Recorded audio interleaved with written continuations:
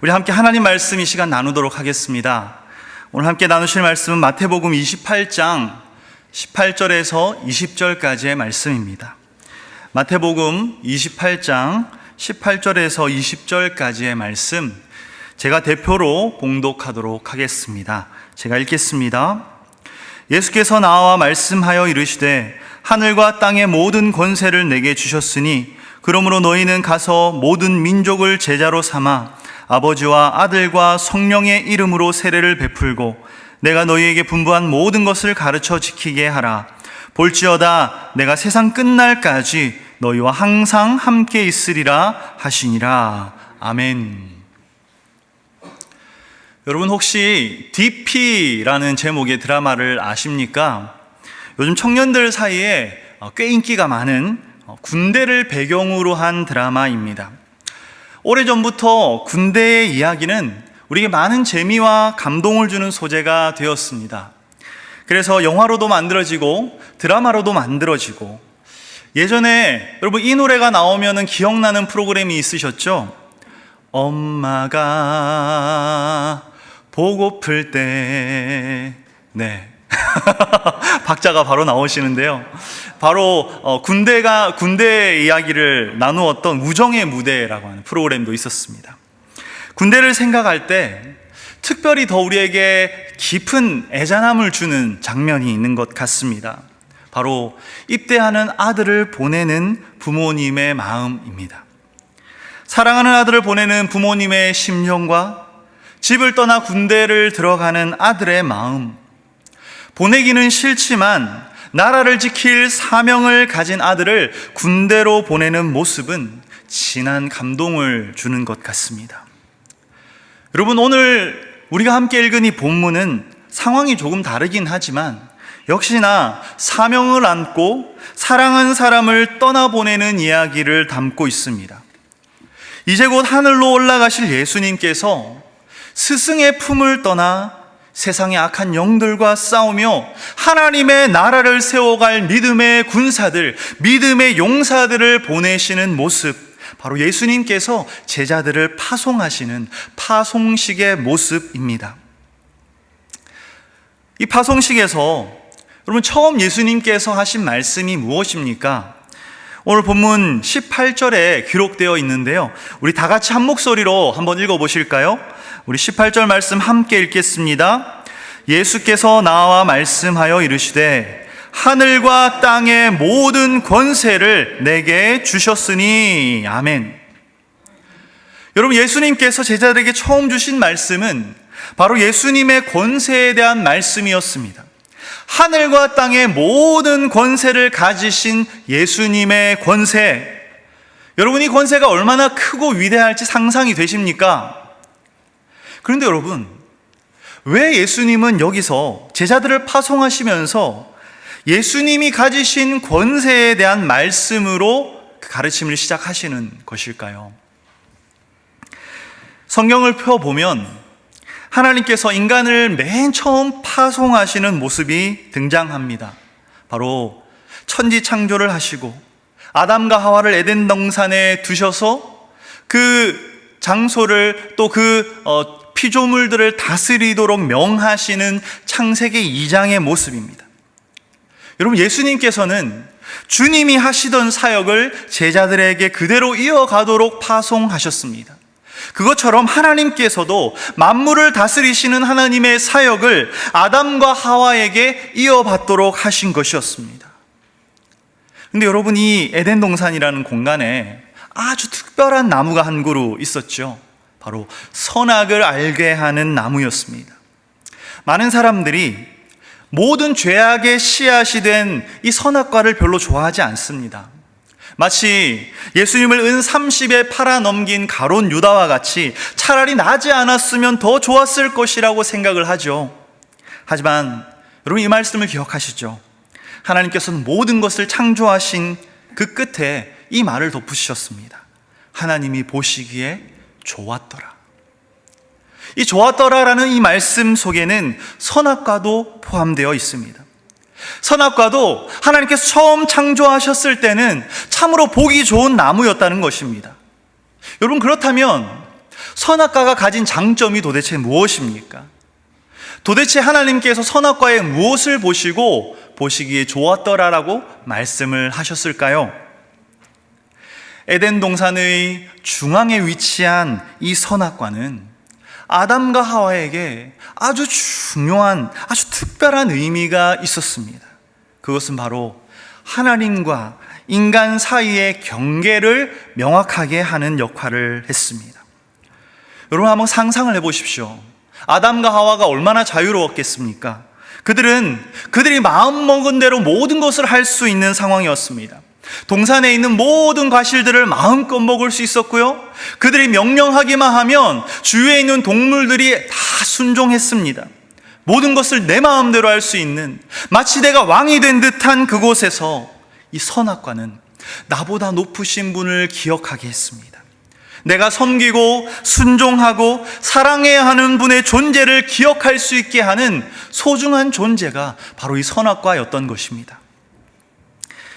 여러분, 오늘 본문의 18절 말씀은 이 선악과와 같은 역할을 합니다. 우리를 예수 그리스도의 제자로 이 세상에 파송하시는 분이 누구십니까? 바로 하늘과 땅의 모든 권세를 가지신 분, 우리를 다스리시고 우리에게 명하시고 우리가 순종하며 따라 마땅한 분, 바로 우리 예수님이십니다. 그런데 여러분, 이 말씀은 단순히 우리에게 어떤 힘든 짐, 무거운 짐을 떠넘기시면서 이 짐 지고 나를 따르라고 등 떠미시는 말씀이 아닙니다. 오히려 하늘과 땅의 권세를 다 가지신 주님께서 한없이 부족한 우리에게 이 위대한 사명에 함께하자고 초청하시고 우리를 부르시는 그 부르심인 것입니다. 예수님을 믿고 나면 세 가지 관점의 변화가 일어나야 합니다. 첫 번째는 세상을 바라보는 시각입니다. 하나님께서 모든 만물을 다 창조하시고 다스리고 계시다는 것에 눈이 뜨여야 합니다. 두 번째로 이웃을 바라보는 시각이 달라져야 합니다. 모든 인간이 죄로 인하여 상하고 깨어진 영혼과 마음을 갖고 있습니다. 그래서 우리는 나와 같이 그런 부족함을 가진 다른 인생들을 보며 이해해주고 공감해주고 품어주는 그런 영적 시각을 가져야 하는 것이죠. 마지막 세 번째, 나 자신을 바라보는 시각이 바뀌어야 합니다. 내가 더 이상 그저 죄로 인하여 구제불능인 죄인이 아니라 하나님의 자녀로서 새로운 생명을 얻었음을 자각해야 하는 것입니다. 그래서 나를 스스로 존귀히 여길 줄 알고 나를 사랑할 줄 알아야 합니다. 여러분, 주님께서 우리에게 주시는 사명에 관한 것도 동일합니다. 주님께서 하시는 일에 우리를 동역자로 불러주신다? 여러분, 이것이 얼마나 영광스러운 삶이겠습니까? 한국의 대통령이 청와대로 누군가를 초청해서 같이 일을 한다고 한번 생각을 해보십시오. 청와대에서 머리를 잘라도, 주방에서 음식을 만들어도 가문 대대로 전해질 영광스러운 일이라 생각하지 않습니까?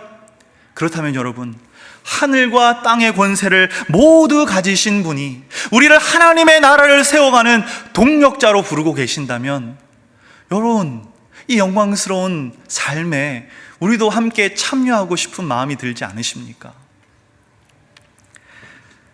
그렇다면 예수님께서 제자들에게 부여하신 이 사명의 조금 더 구체적인 내용은 어떠한가요? 이어지는 19절과 20절 전반부는 예수님이 주신 사명의 내용을 기록하고 있습니다. 그리고 그 핵심은 바로 제자를 삼는 일이었습니다. 지금 이 시대를 살아가는 우리들에게는 그리스도인이라는 말이 참 익숙하죠. 우리는 스스로를 그리스도인이라고 생각을 합니다. 그런데 여러분, 성경에 보면 그리스도인이라는 단어가 많이 등장하지 않는다라는 것을 아시죠? 아시는 분들은 아시겠지만 우리가 함께 읽는 이 개역 개정 성경에는 그리스도인이라는 단어가 딱 3번 등장합니다. 그렇다면 예수님을 믿는 사람을 지칭하는 말로서 성경에 가장 많이 쓰인 단어는 무엇일까요? 눈치가 빠르신 분들은 이미 아시겠지만 바로 제자라는 단어입니다. 무려 300번이 넘게 기록되어 있습니다. 그리스도인이라는 단어보다 100배나 더 많이 기록되어 있는 것이, 사용된 것이 바로 제자라는 단어인 것이죠. 특별히 제자라는 단어에는 이 시대를 살아가는 우리에게는 조금 생소할 수 있는 의미가 담겨 있습니다. 요즘 시대의 제자라고 하면 보통은 학교에서 또는 교회 학교에서 그렇게 제자 또는 학생으로 불리지 않습니까? 그런 상황에서만 제자로 살아가는 것 같습니다. 스승과 제자는 학교에서 만나고 교회 분방 공부 시간에 만나기도 하죠. 그런데 당시의 문화에서, 예수님 당시의 문화에서 스승과 제자는 이보다 훨씬 더 깊은 관계를 맺고 있었습니다. 여러분, 성경을 한번 기억해 보십시오. 예수님께서 제자들과 어떤 관계를 맺으셨습니까?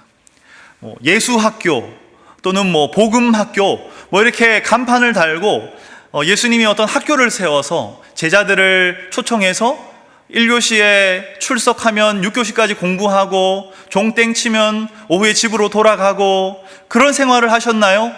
아니죠. 제자들은 예수님과 말 그대로 함께 살았습니다. 가족들을 집에 두고 배를 버려두고 자신의 이전 삶을 뒤로 한 채 예수님을 따라다니며 주님과 함께 먹고 마시고 자고 늘 함께 동행했습니다. 이것은 그 당시 스승과 제자의 사이에 아주 익숙한 보편화된 일이었습니다. 스승님의 입에서 떨어지는 보석과 같은 말씀 그 한마디를 얻기 위하여, 스승의 삶에서 드러나는 깊은 지혜를 단 한 가지라도 더 배우기 위하여 제자들은 스승의 집 문 앞에서 잠을 자기도 했고요, 항상 길을 가든 어디를 가든 스승을 따라다니며 그의 삶과 말을 통하여 배웠던 것입니다. 스승과 제자 사이는 그만큼 긴밀한 관계를 의미했습니다. 그런 제자들에게 예수님은 어떤 사명을 주셨습니까? 바로 또 다른 제자를 세우는 사명이었습니다. 이 시대를 살아가는 많은 그리스도인들이 주일 예배에 참석하고자 하는 열심은 많이 있는 것 같습니다. 많은 성도님들이 기도에 힘쓰시고 매일 말씀을 통해 영혼의 양식을 섭취하려고 노력하십니다. 더 성숙한 그리스도인이 되기 위하여 여러 훈련 과정을 밟기도 하시죠. 그런데요, 제자를 삼으려는 분들은 그리 쉽게 찾아볼 수 없는 것 같습니다. 오늘 말씀을 준비하면서 저도 제 자신을 돌아보니까 교회를 섬기고 영혼을 구원하고 그런 생각들은 많이 있었던 것 같은데 정작 예수님의 제자를 삼는 일에 포커스를 깊이 맞추었던 적은 많이 부족하지 않았나 하는 생각이 들었습니다. 하지만 여러분, 오늘 이 본문은 제자를 삼는 일이 바로 예수님께서 제자들에게 위임하신 핵심적인 사역이었음을 다시 한번 기억하게 합니다. 제자들이 다른 제자를 낳는, 제자에서 제자로 이어지는 생명의 흐름이 참으로 중요하다는 것입니다. 그리고 오늘 본문은 특별히 제자를 삼는 방법에 대하여 세 가지로 말씀하고 있습니다. 세 가지 단계라고도 생각해 볼 수 있는데요, 그 첫 번째는 바로 가는 것입니다. 여러분, 우리 본문 19절 전반부를 함께 다시 읽어보실까요? 19절 전반부 함께 읽어보겠습니다. 그러므로 너희는 가서 모든 민족을 제자로 삼아. 아멘. 너희는 가서, 가는 것이 바로 제자를 삼기 위한 첫 번째 단계입니다. 우리가 잘 아는 로마서 10장 14절 15절도 이렇게 말씀하시죠. 그런즉 그들이 믿지 아니하는 일을 어찌 부르리요? 듣지도 못한 일을 어찌 믿으리요? 전파하는 자가 없이 어찌 들으리요? 보내심을 받지 아니하였으면 어찌 전파하리요? 기록된 바 아름답도다 좋은 소식을 전하는 자들의 발이요 함과 같으니라. 아멘. 좋은 소식을 전하러 가는 발이 참으로 아름답다고 성경은 이야기합니다. 여러분, 성경을 살펴보시면 우리 하나님께서는요, 참 많은 사람들을 보내셨던 것 같습니다. 가라고 명령하셨던 것 같습니다. 대표적으로 누가 떠오르십니까? 아브라함이 떠오르시죠. 본토 친척 아비의 집을 떠나 내가 명하는 곳으로 가라, 주님께서 명령하셨습니다. 또 요셉은 어떠했습니까? 자의가 아니라 형들의 타의에 의해서이긴 하지만 집을 떠나 애굽으로 내려갔습니다. 그랬기에 그 극심한 기근으로부터 수많은 사람들을 살리는 역할을 감당할 수 있었습니다. 수백 년이 흘러 이스라엘 백성들은 애굽을 떠나 약속의 땅 가나안으로 갔지요. 신약 성경에 와도 주님께서는 많은 사람들을 가라고 명하셨습니다. 그 명령을 받은 사도 바울은 한평생 복음을 전하러 세계를 향해 나아가는 삶을 살았습니다. 주님은 오늘날에도 여전히 우리에게 가라라고 명령하십니다. 이 말씀은 한국, 미국, 아프리카 이런 지리적인 면을 의미하기도 하지만 또한 관계적인 면을 가리키기도 합니다. 여러분, 우리에게 익숙한 자리가 어디입니까? 복음을 전하지 않는 자리입니다. 그냥 하루하루의 일상에 집중하면서 우리가 맡은 일에 충실하려고 노력하는 그 자리가 우리에게는 익숙합니다. 하지만 주님은 우리의 그 경계선을 넘어서서 새로운 곳을 향해 가라고 말씀하십니다. 예수님 제자라면 새로운 시각을 가져야 하는 것이죠. 여러분, 복음이 필요한 사람, 예수 그리스도의 그 생명이 필요한 사람들을 볼 수 있어야 합니다. 하나님께서 나를 통하여 예수 그리스도를 증거하고자 하시는 내 삶에 보내주신 그런 상처받은 영혼들, 길을 잃은 영혼들을 볼 수 있어야 하는 것입니다. 여러분, 혹시나 여러분들 주위에 예수님께서 꼭 필요한 사람들이 있진 않으십니까? 사실 모든 사람들에게 예수님이 꼭 필요합니다. 예수 그리스도를 믿고 예수 그리스도 안에서 참된 자유와 평강을 누리고 예수 그리스도 안에서 새로운 생명을 누리며 살아가야 합니다. 그렇다면 여러분, 주위에 있는 사람들을 복음의 관점으로 바라보십시오. 그러면 그들을 대하는 태도가 달라질 것입니다. 나의 삶의 자세가 달라질 것입니다. 사람들을 함부로 대할 수 없습니다. 거친 말과 행동을 할 수 없습니다.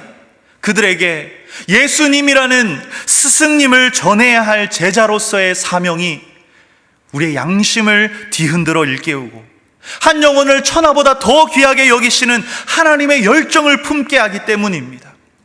우리는 그렇게 일상의 관계 속에서 예수 그리스도의 제자로 나아가는 삶을 살아가야 합니다.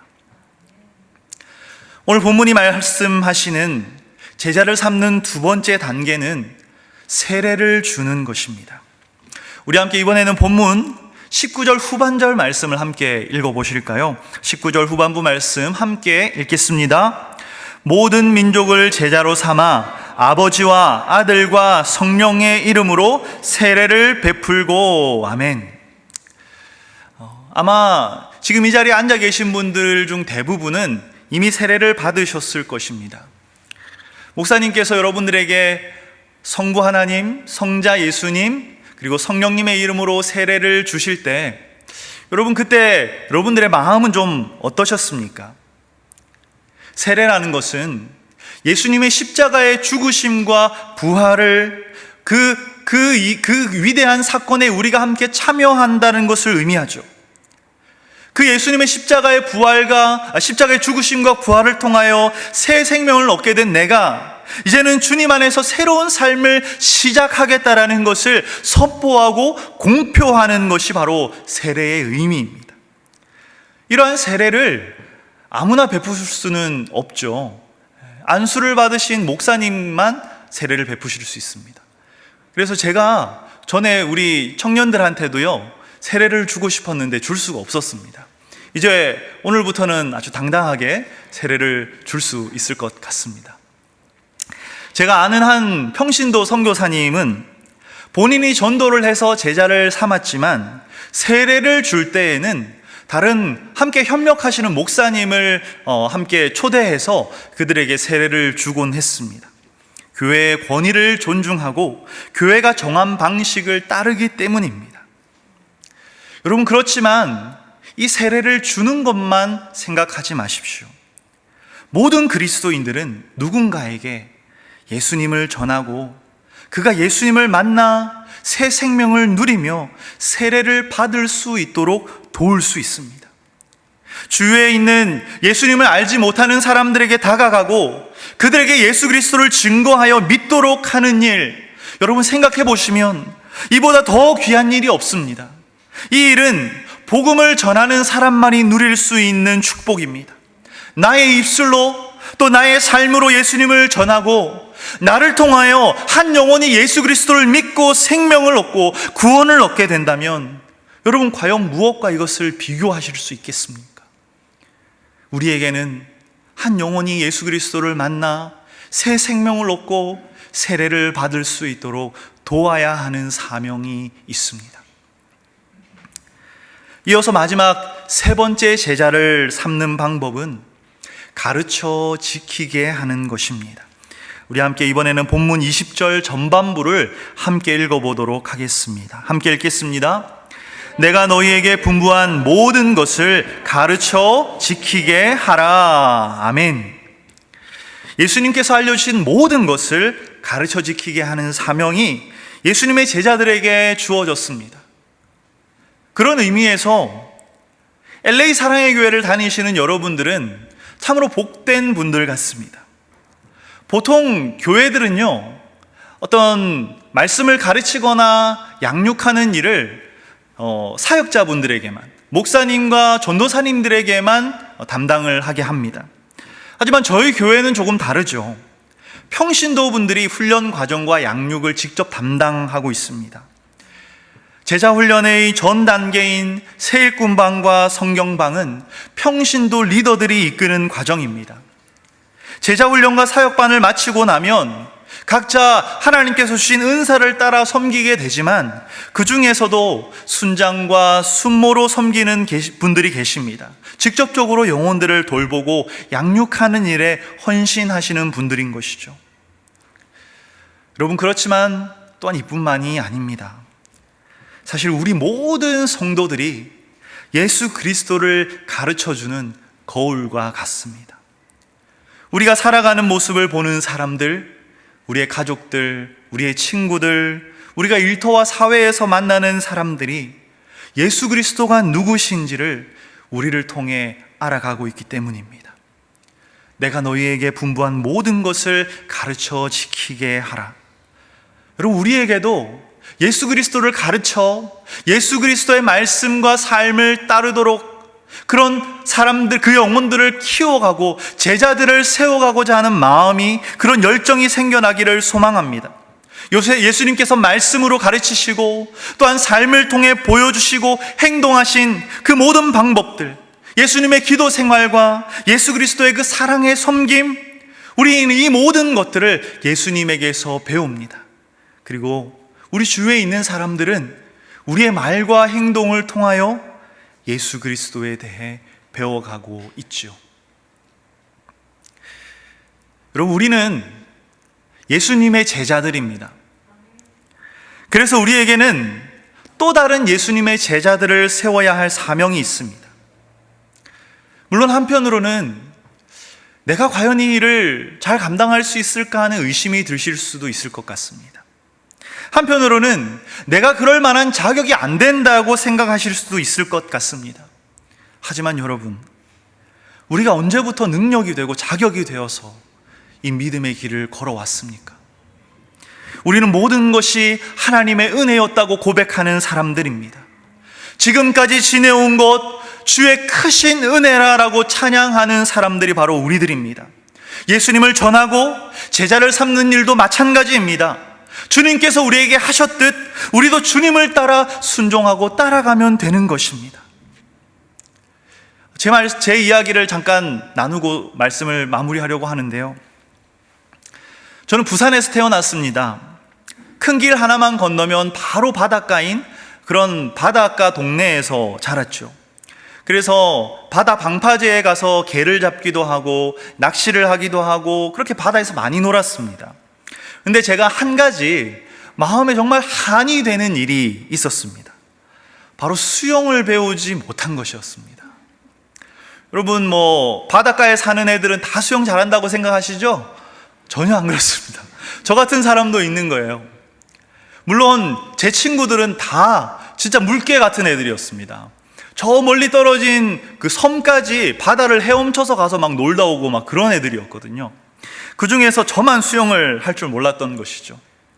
그렇다고 제가 수영을 안 배운 건 아니었습니다. 저희 아버지가 학생 때 수영 선수셨거든요.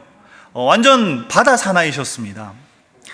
어렸을 때 아버지가 저를 등에 태우고 수영을 하시기도 하시고 저에게 수영을 가르쳐 주시기도 하셨죠. 그런데 저한테 참 겁이 많았던 것 같습니다. 그냥 알려주시는 대로 이끄시는 그 손을 어느 순간 놓고 움직이면 되는데 제가 그 손을 놓지를 못하는 거예요. 그러다가 시간이 흘러서 제가 브라질로 이민을 떠나기 직전에 마지막으로 우리 부산 친구들과 함께 놀 수 있는 시간이 생겨났습니다. 그래서 그 친구들과 함께 바다에 놀러 갔는데요. 아니나 다를까 우리 친구들은 그냥 뭐 팬티 하나만 입고 바다에 풍덩 뛰어들어가지고 막 수영을 하는데요. 그 한여름에 얼마나 시원하고 얼마나 재밌어 보이든지 막 제 마음에 막 열이 부글부글 끓을 정도였습니다. 그래서 그래, 이제 떠나는 마당에 마지막으로 한 번은 물에 뛰어들어가 보자라는 그런 생각이 들었습니다. 혹시나 내가 수영을 못해서 물에 빠지면 물개 친구들이 나를 구해주겠지, 그런 생각을 하고 에라 모르겠다 하고 물에 풍덩 들어갔는데요. 여러분 어떻게 되었을까요? 제가 수영을 하는 것이었습니다. 어렸을 때 아버지한테 배웠던 게 정말 하니까 되는 거예요. 손을 움직이고 발을 구르니까 물에 몸이 뜨고 헤엄을 칠 수 있었습니다. 제 인생에서 잊을 수 없는 정말 짜릿한 순간 중에 하나였습니다. 여러분, 우리는 누군가 우리에게 예수 그리스도를 전했기 때문에 예수님을 믿게 되었습니다. 그렇다면 우리 모두는 예수님을 전하는 방법을 보고 듣고 배우긴 한 것입니다. 우리가 이미 경험한 바이지요. 이제 우리가 해야 할 일은 믿음으로 그 본을 따라가는 것입니다. 여러분, 그럼에도 내가 어떻게 이 복음을 전하고 예수 그리스도의 제자를 삼는 일을 잘 감당할 수 있을까 망설여지는 그런 마음이 있으십니까? 우리 예수님께서는 얼마나 좋으신 분이신지 우리에게 이런 약속까지 해주셨습니다. 우리 이 말씀 한번 읽어보도록 하겠습니다. 마태복음 28장 20절 후반부 말씀입니다. 함께 한 목소리로 읽어보도록 하겠습니다. 볼지어다 내가 세상 끝날까지 너희와 항상 함께 있으리라 하시니라. 아멘. 볼지어다, 한번 보라고 하십니다. 이게 이렇게 한번 해보면 무슨 일이 일어날지 우리의 두 눈으로 똑똑히 볼 수 있게 해주시겠다라는 것입니다. 예수님의 제자를 세우기 위해 순종하는 자가 받는 약속입니다. 세상 끝날까지 내가 너희와 항상 함께 하리라. 여러분, 이것이 얼마나 어마어마한 말씀입니까? 이것이 우리에게 얼마나 큰 힘이 되고 위로가 되고 격려가 되는 말씀입니까?